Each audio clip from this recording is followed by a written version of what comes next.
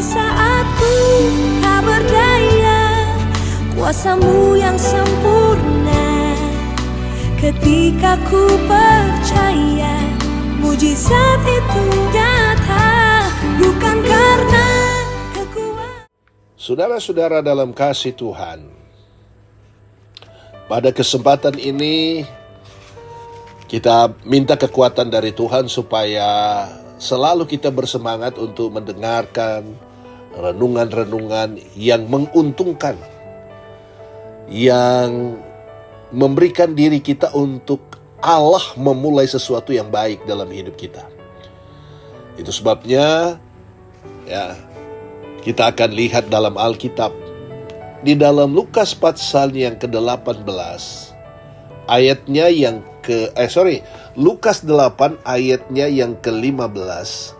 Di sana dikatakan begini: yang jatuh di tanah yang baik itu ialah orang yang setelah mendengar firman itu menyimpannya dalam hati, yang baik dan mengeluarkan buah dalam ketekunan. Sahabat, kalau kita bicara tentang ayat ini, maka saya memberikan tema buah ketekunan. Nah, saudara-saudara, sahabat pendengar yang baik, yang diberkati Tuhan, seperti apa hasilnya jika kita menabur seperti yang diajarkan di dalam Lukas pasal 8 ayat 15? Jika kita melakukan dengan baik dan benar, maka kita akan alami seperti yang dicatat di dalam Lukas 8 ayat 8. Dan sebagian jatuh di tanah yang baik, dan setelah tumbuh berbuah 100 kali lipat atau 10.000% itu. Ya. Untuk mengalami hal ini, mari perhatikan ada 3 hal yang kita perhatikan. Yang pertama, mendengar benih firman dengan baik. Jadi dengar firman, rasapi, dan teliti dengan baik. Menurut sebuah penelitian, ternyata kebanyakan manusia lebih sering dan lebih suka berbicara ketimbang mendengarkan dengan baik. Itu hasil, ya. Hasil penelitian. Jadi orang lebih menurut, lebih kebanyakan manusia sering ngomong, bicara ketimbang dengan mendengar dengan baik. Padahal penting sekali kita mendengar dengan baik. Ketika kita mendengar dengan baik, kita berhikmat. Ketika kita berhikmat, maka kita lihat di sana, Tuhan kasih kita hikmat. Dan kalau kita berhikmat, kita paham. Kalau kita paham, kita menjadi pelaku. Jadi belajarlah untuk mendengarkan firman Tuhan dengan baik dan benar. Kayaknya saudara-saudara jangan sampai, kenapa ada anak Tuhan, ada anggota gereja, ada orang percaya, lama ikut Tuhan, tapi nggak ngerti-ngerti, nggak bertumbuh, kasihnya nggak bertumbuh, ketaatannya nggak bertumbuh, hikmat di dalam Tuhan tidak bertumbuh. Karena apa, saudara-saudara? Tidak mendengar dengan baik. Karena tidak mendengar dengan baik, tidak paham. Kalau toh dia paham, hanya separuh. Dia tidak dengar semua. Karena mungkin dia terganggu. Karena dia dengar dengan baik, dia berhikmat. Karena dia berhikmat, dia tahu apa artinya takut akan Tuhan. Jadi belajarlah untuk mendengar dengan baik dan benar. Belajar, berusaha, saudara, sehingga ketaatan kita bertumbuh. iman kita bertambah, bertumbuh. Kesetiaan kita makin. Tanggung jawab kita kepada Tuhan makin bertumbuh. Cinta kita kepada Tuhan makin mencintai Tuhan. Kasih kita kepada Tuhan makin bertumbuh. Kenapa? Karena kita paham. Kenapa kita paham? Karena kita menjadi pendengar yang baik dan benar. Itu ya.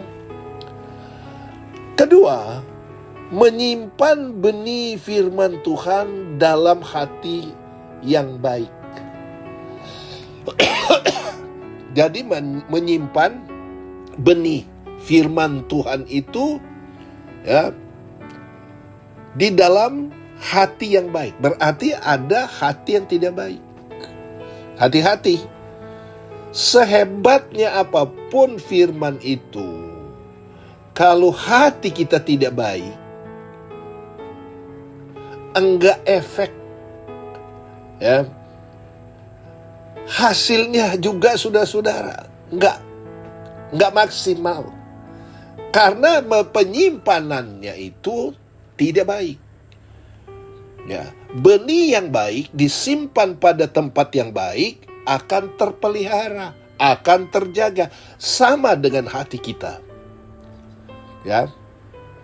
Ternyata tidak cukup hanya mendengar taburan benih firman yang baik.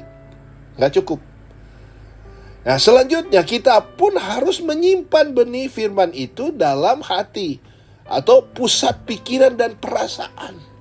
Sehingga berpikirnya kita sesuai dengan firman Tuhan. Karena kita paham. Perasaan kita, alur perasaan kita, perasaan seperti diajarkan oleh firman. Ya. Yang juga harus baik. Ya. Termasuk niat. Tujuan dan rencana hati haruslah yang baik. Ya. Ini semua akan muncul ketika firman itu kita simpan dengan yang baik. Ketika kita dengar, kita simpan. Ya. Maka akan terjadi sesuatu. Tujuan rencana kita baik.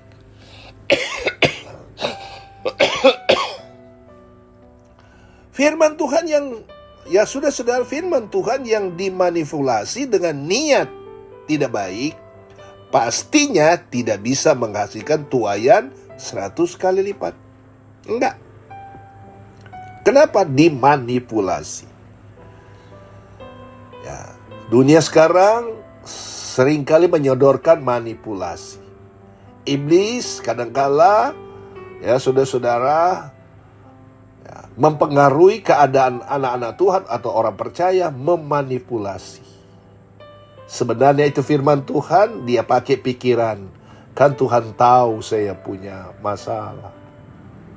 Nah, saudara-saudara dalam kasih Tuhan, jadi tidak akan menghasilkan sesuatu yang berlipat kali ganda. Karena apa? Saudara, pendengaran kita tidak baik. Saudara ya. Ya. Penyimpanan kita tidak baik. Jadilah anak Tuhan yang betul-betul konsisten dan komitmen dengan firman Tuhan. Orang yang mau dibentuk, dia pasti nurut. Ikutin. Kalau dia percaya firman, dia ikutin. Dia paham.